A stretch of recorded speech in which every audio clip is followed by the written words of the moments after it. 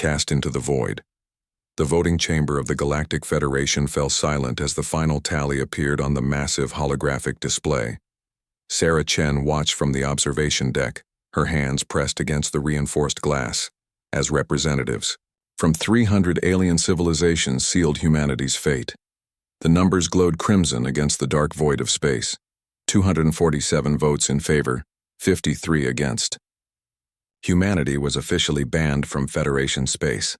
Effective immediately, the Kethran speaker announced, his four eyes scanning the assembly with cold satisfaction. All human settlements within Federation boundaries must be evacuated within 60 standard days. Any human vessels found in regulated space after this period will be considered hostile and dealt with accordingly. Sarah's reflection stared back at her from the glass, but she barely recognized the woman looking back. 6 months ago she had been Captain Chen of the Earth Defense Force, protector of humanity's colonies scattered across 12 star systems.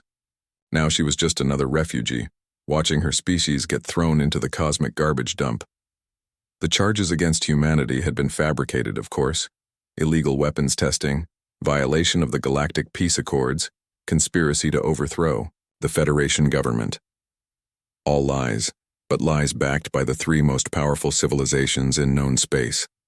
The truth was simpler and more bitter. Humanity had become too successful, too quickly. In just 2 centuries since first contact, humans had gone from a single-planet species to a major player in galactic politics. That kind of rapid expansion made the established powers nervous. Admiral Marcus Stone appeared beside her, his weathered face reflecting the same mixture of rage and determination that burned in Sarah's chest. At 65, Marcus had spent his entire adult life serving humanity's interests among the stars. His silver hair and countless scars told the story of a man who had fought for every inch of progress their species had made. "The evacuation fleets are ready," he said quietly, his voice carrying the weight of defeat and defiance in equal measure. 1,200 ships, everything from military cruisers to converted cargo haulers. We can move about 8 million people. In the first wave, 8 million. Sarah closed her eyes for a moment, letting the number sink in. Earth's population alone was nearly 12 billion. The colonies added another 3 billion souls. Even with multiple trips, they could never save. Everyone before the deadline expired. "The outer colonies?" she asked, though she already knew the answer. "Gone," Marcus replied. "The Vectar battle fleets are already moving. Any human settlement beyond the Centauri line is being cleansed as we speak." His fingers clenched into fists. 300,000 civilians, Sarah. Gone. The weight of responsibility settled on Sarah's shoulders like a physical burden. As the highest-ranking military officer still alive after the Federation's purge of human leadership, she had become the de facto leader of their people's exodus. Every decision she made would determine whether humanity survived as scattered refugees or died as a forgotten footnote in galactic history. Dr. Elena Vasquez joined them at the observation window, her dark eyes bright with an intensity that never dimmed, even in their darkest hour. At 35, Elena was one of the youngest department heads in human space, but her revolutionary work in xenotechnology had made her invaluable to their survival efforts. "I've been analyzing the star charts of our assigned sector," Elena said, activating a portable holographic display. The three-dimensional map showed a region of space at the very edge of the galaxy, far beyond the reach of most civilized species. The Federation calls it the Void Sectors. Officially, it's uninhabitable, wasteland, but the long-range scans show something interesting.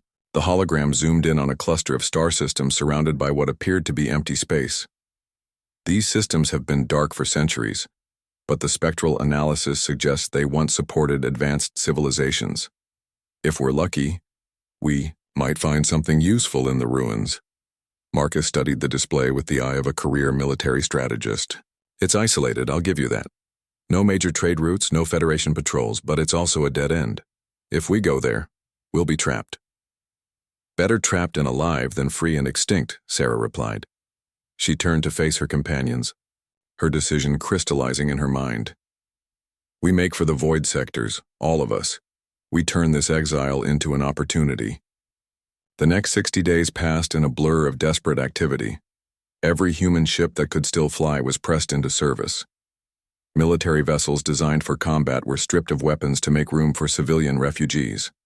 Cargo ships meant for freight became passenger transports. Even luxury yachts and private spacecraft joined the massive Exodus fleet. Sarah established her command center aboard the Defiant Hope, a converted colony ship that had once carried settlers to New Geneva. The irony wasn't lost on her that the same vessel that had once represented humanity's expansion into the stars was now carrying them into exile at its edge. The journey to the void sectors took 3 weeks through hyperspace, following navigation, routes so obscure that most Federation maps didn't even show them. When the fleet finally dropped back into normal space at the edge of the galaxy, the sight that greeted them defied all expectations. Before them lay a vast, stellar graveyard, but not the empty wasteland the Federation had described. Ancient space stations drifted in the void, their hulls dark but structurally intact. Orbital platforms surrounded dead worlds, while massive ring structures encircled several stars. Whatever civilization had built these wonders had possessed technology that rivaled anything in Federation space. "My God," Elena whispered as she studied the sensor readings. "Sarah, these structures are at least 10,000 years old, but the materials are unlike anything I've ever seen. The metal doesn't show any signs of degradation despite millennia of exposure to cosmic radiation." Commander Jake Morrison, who had served as Sarah's tactical officer during the war against the hegemony pirates, brought up the fleet's defensive status on his console. "No active threats detected, but I'm reading massive energy signatures from several of the larger installations. Some of these ancient sites are still powered."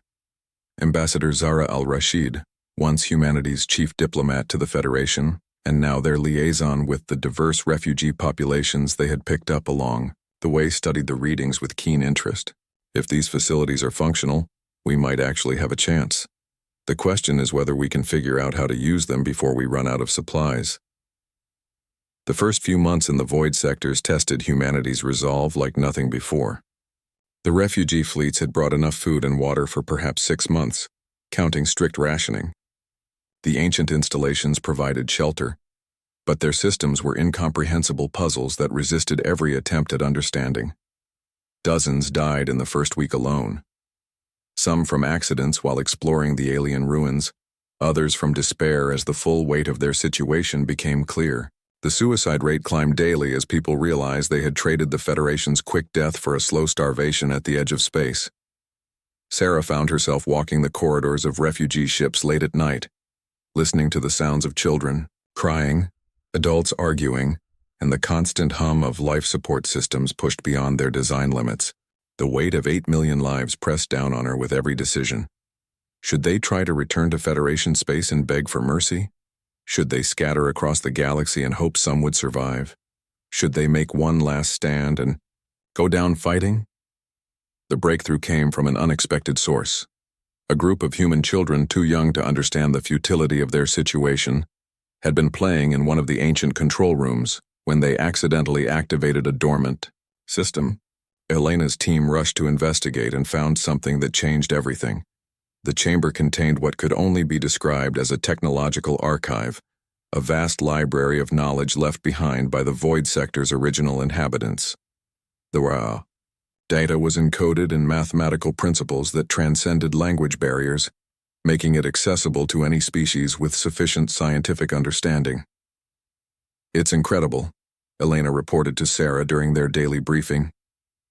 "These beings called themselves the architects, and their technology is centuries ahead of anything the Federation has developed. Faster than light communication, matter conversion, energy manipulation on a stellar scale. If we can adapt even a fraction of their knowledge, we won't just survive out here, we'll thrive." Marcus leaned forward in his chair, his military mind already working through the possibilities. "What about weapons, defense systems?" Elena's smile was answer enough. The architects were pacifists, but they understood the need for protection. Their defensive technologies could shield entire star systems. And Sarah, there's something else. The archive contains construction templates for ships, stations, even habitats. We could build a civilization out here that makes the Federation look primitive. The work began immediately. Every human with scientific or engineering training was assigned to study teams. The alien refugees who had joined their exodus contributed their own expertise, creating a melting pot of galactic knowledge, focused on a single goal: unlocking the secrets of the architects. Progress was slow at first. The technology was so advanced that even understanding the basic principles required months of study. But gradually, pieces began to fall into place. Small victories led to larger breakthroughs. The first, successful, matter conversion provided unlimited food and water. The activation of ancient power systems eliminated their energy problems. The repair of orbital shipyards gave them the ability to build their own vessels. 6 months after their arrival in the void sectors, humanity was no longer dying. They were growing stronger. The first test of their new capabilities came when a fleet of pirates attacked one of their outer settlements. The raiders expected to find desperate refugees ripe for exploitation. Instead, they encountered humans, protected by energy shields that could deflect battleship-grade weapons and defended by vessels that moved faster than anything in their experience. Sarah watched from the bridge of her new flagship, the Architect's Dream, as the pirate fleet fled in confusion. The ship beneath her feet was a hybrid of human engineering and architect technology, capable of feats that would have been considered impossible just months before. "Pursuit vectors plotted," Commander Morrison reported. "Should we let them go?" Sarah considered the question carefully. The old Sarah, the Federation officer, would have been content to drive off the attackers. But the woman who had led humanity through exile and transformation knew that mercy was a luxury they couldn't afford. "Negative," she replied. "We can't allow word of our capabilities to spread. Not yet. Eliminate them." The battle was over in minutes. The pirate ships, which had terrorized this region of space for decades, were reduced to glowing debris by weapons they never saw coming.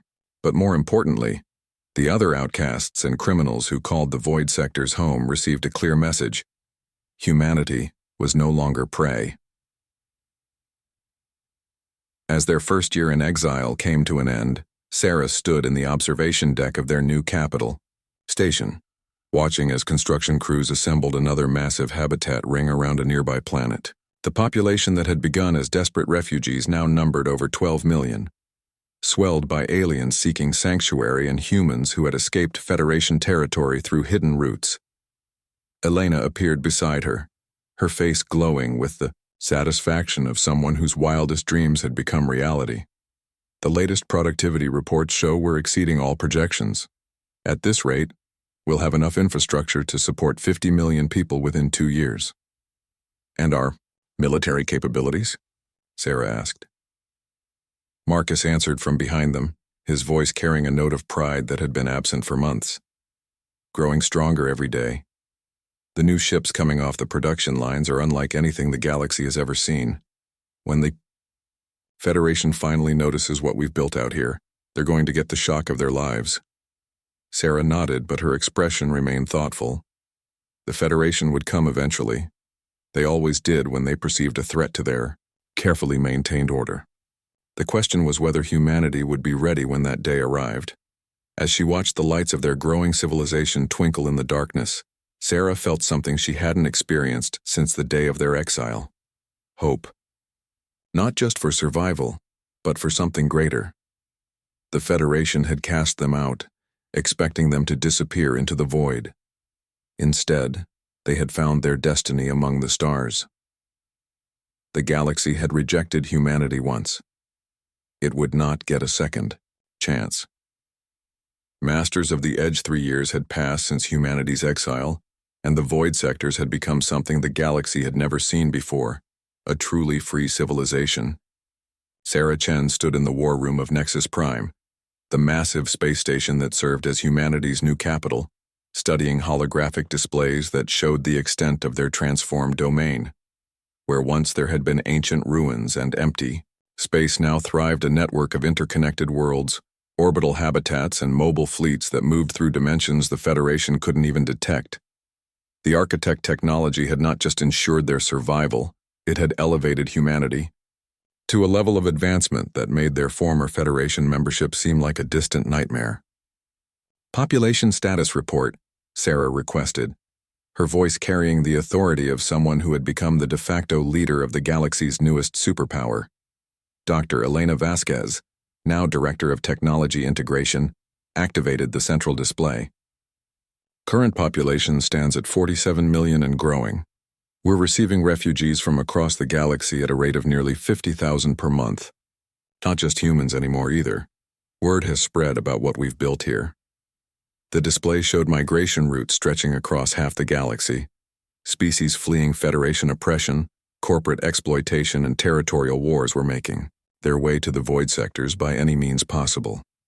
They came seeking the freedom and opportunity that the Federation's rigid hierarchy denied them. Admiral Marcus Stone, whose tactical genius had helped transform their refugee fleet into the most advanced military force in known space, gestured toward another section of the display. The Void Fleet now consists of over 800 vessels, each one incorporating architect technology that makes them superior to anything the Federation can field. But our real advantage isn't in numbers. Commander Jake Morrison stepped forward, his role having evolved from tactical officer to strategic operations coordinator. Our ships can travel through subspace dimensions that Federation sensors can't detect. We can strike anywhere in the galaxy and be gone before they know we were there. More importantly, we've established contact with resistance movements on over 100 Federation worlds. Sarah absorbed this information with the calculating mind of someone who had learned to see opportunities where others saw obstacles. The Federation had created their own worst enemy by forcing humanity into exile. Every species they oppressed, every world they exploited, every individual they marginalized became a potential ally for the growing power at the galaxy's edge. Ambassador Zara al-Rashid entered the war room carrying a data pad that contained intelligence reports from their network of sympathizers within Federation territory. Her diplomatic background had proven invaluable in building the coalition of outcast species that now called the Void Sectors home. The Federation High Council is finally starting to take notice, Zara reported, her tone mixing satisfaction with concern. Long-range reconnaissance fleets have been probing our outer boundaries for the past month. They haven't found anything yet, but it's only a matter of time. Let them come, Elena said, her eyes bright with confidence. They'll find defenses they can't comprehend and weapons they can't counter. The architect military technologies were designed to protect against threats on a galactic scale. Sarah nodded, but her expression remained thoughtful. The Federation's approach would be methodical and overwhelming. They wouldn't send scouts in small fleets. When they came, it would be with everything they had. The question was whether humanity and their allies were ready for that kind of confrontation. The first sign of the coming storm arrived 2 weeks later in the form of a heavily damaged courier ship that dropped out of hyperspace at the edge of their territory. The vessel carried refugees from the Kalos system, one of the Federation's outer colonies, and their story sent shockwaves through Nexus Prime. They came without warning. The ship's captain, a hollow-eyed human named David Park, reported to Sarah's staff. 50 Federation warships led by a Kethran dreadnought. They didn't bother with surrender demands or negotiations. They just started bombing civilian targets. Sarah felt ice form in her stomach as she studied the visual records Park's ship had managed to capture. Orbital platforms burning. Cities reduced to glowing craters. Refugee ships fleeing while Federation fighters hunted them through space like prey animals. How many escaped, she asked, though she dreaded the answer. Maybe 10,000 out of 3 million, Park replied, his voice breaking. They're calling it a security operation, claiming the colony was supporting Void Sector terrorists. But, Sarah, there weren't any resistance fighters on Kalos, just farmers and miners trying to live their lives. The message was clear. The Federation had decided that any human presence outside their direct control represented an existential threat. The exile had become a war of extermination, and the galaxy's established powers would accept nothing less than humanity's complete destruction. Marcus was the first to speak after Park finished his report. This changes everything. They're not just trying to contain us anymore. They're systematically eliminating every human settlement they can find. Then we stop hiding, Sarah declared, her voice carrying a cold fury that made everyone in the room step back. No more defensive postures. No more waiting for them to make the first move. If the Federation wants a war, they'll get one. The transformation of human strategy began immediately. The Void Fleet, which had been designed primarily for defense and exploration, was rapidly reconfigured for offensive operations. Architect weapon systems that could crack planets were installed on ships built for speed and stealth. Strike forces were assembled with capabilities that would have been considered impossible just years before. But Sarah's most audacious decision was to announce humanity's existence to the galaxy at large.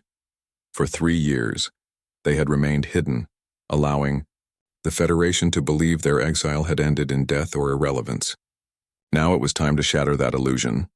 The broadcast went out simultaneously across every major communications network in Federation space. Sarah's image appeared on screens from the core worlds to the outer colonies, her message simple and devastating. "Citizens of the galaxy," she began, standing on the observation deck of Nexus Prime with the lights of their civilization visible behind her. 3 years ago, the Federation cast humanity into exile, expecting us to disappear into the void. They were wrong. The camera pulled back to show the massive space stations, the orbital shipyards, the streams of vessels moving between star systems. We have not just survived, we have thrived. The void sectors are no longer empty space. They are home to nearly 50 million free beings who have chosen to build something better than the Federation's failed vision. Sarah's voice hardened as she continued. The Federation claims to represent order and peace, but their recent actions have revealed their true nature. The genocide at Kalos, the attacks on civilian refugees, the systematic oppression of any species that dares to seek independence. We have seen their peace and we reject it. The broadcast concluded with footage of the Void Fleet, hundreds of ships moving in perfect formation, their hulls gleaming with technologies that made Federation vessels look primitive by comparison. To those who seek freedom, you are welcome here. To those who profit from oppression, your time is ending. The galaxy belongs to all of us, not just the powerful few who claim dominion over it. The response was immediate and overwhelming. Within hours, Federation communication networks were flooded with messages from across the galaxy. Resistance. Groups that had operated in secret for decades suddenly found the courage to act openly. Colonial governors declared independence. Military units defected with their ships and equipment, but the Federation's response was equally swift and brutal. Martial law was declared across hundreds of worlds. Mass arrests swept through populations suspected of sympathizing with the Void Sector terrorists. Entire fleets were mobilized for what Federation propaganda called the final solution to the human problem. The war that followed would later be remembered as the shortest and most decisive conflict in galactic history. The Federation assembled the largest military force ever seen. 3,000 warships drawn from every member species, supported by orbital bombardment platforms and planet-killing weapons. They struck at what they believed was humanity's primary stronghold, a heavily fortified system at the edge of Void Sector space. Federation Admiral Korthval, the architect of the Kalos massacre, led the assault personally aboard the super dreadnought Galactic Dominion. What they found waiting for them defied every assumption they had made about their exiled enemies. The human fleet that met them numbered only 300 ships, but each vessel seemed to bend the laws of physics. They moved through space in ways that made no sense, appearing and disappearing at will, striking from dimensions that Federation sensors couldn't detect. Sarah commanded the battle from her flagship, the Architect's Dream, watching as her forces systematically dismantled the Federation armada. Weapons that could destroy entire moons punched through Federation shields like they were made of paper. Ships that tried to retreat found themselves trapped in spatial distortions that prevented escape. Federation flagship is attempting to surrender, Commander Morrison reported, his tone reflecting the disbelief they all felt at how quickly the tide had turned. Sarah studied the tactical display, where the mighty Galactic Dominion drifted helplessly, its weapon systems disabled and its hull breached in dozens of places. Around it, the scattered remains of the Federation fleet burned like dying stars against the darkness of space. "No surrender," she replied, her voice cold as the void itself. "They showed no mercy at Kalos. They will receive none here." The destruction of the Federation's Grand Fleet sent shockwaves across the galaxy that reached far beyond the military. Implications. In a single engagement lasting less than 6 hours, humanity had demonstrated capabilities that rendered the established galactic order obsolete. Within weeks, the Federation began to collapse. Member species that had chafed under centuries of domination declared their independence, knowing that the void sectors would support their freedom. Trade routes that had enriched the core worlds for millennia were suddenly controlled by human fleets that appeared without warning and vanished just as quickly. The Kethran hegemony, architects of humanity's exile, found their homeworld surrounded by a fleet of human vessels that seemed to materialize from empty space. Their surrender came within hours, along with the complete dismantling of their military forces and the liberation of every species they had enslaved. Sarah stood once again in the observation deck of Nexus Prime, but now she looked out not at a growing refuge for outcasts, but at the capital of a new galactic civilization. The lights below represented not just humanity's triumph, but the hopes of countless species that had found freedom in the void, where the Federation had expected to find only death. Elena joined her, carrying reports that would have seemed like fantasy just years before. The Council of Free Worlds is reporting membership applications from over 400 star systems. Our exploration fleets have made contact with 6 previously unknown species, all of whom have requested alliance agreements. And Sarah, the most incredible thing is what we're finding in the deep void regions. The display showed star maps that revealed the true scope of the architect's legacy. Hidden throughout the galaxy were installations, repositories of knowledge, and technologies that made even their current achievements seem primitive. Humanity hadn't just inherited the void sectors.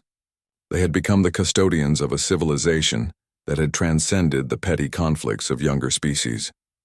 Marcus approached with his own set of reports, his expression mixing satisfaction with concern. The former Federation territories are stabilizing under the new arrangement, but we're receiving intelligence about something else. Deep space sensors have detected artificial structures moving through intergalactic space. Whatever the architects were fleeing from when they built these installations, it might still be out there. Sarah nodded, understanding that their victory over the Federation was just the beginning of humanity's true journey. The galaxy that had rejected them now looked to them for leadership, but beyond the rim of known space, older and more dangerous challenges awaited. "Then we'll be ready," she replied, her voice carrying the confidence of someone who had led her species from the brink of extinction to galactic dominance. The Federation thought they were casting us into oblivion. Instead, they forged us into something stronger than they could imagine. As she watched the endless streams of ships arriving at their stations, carrying refugees who had become citizens and former enemies who had become allies, Sarah understood that humanity's exile had been not a punishment, but a gift. In the cold, darkness at the galaxy's edge, they had found their true destiny among the stars. The galaxy would never underestimate humanity again.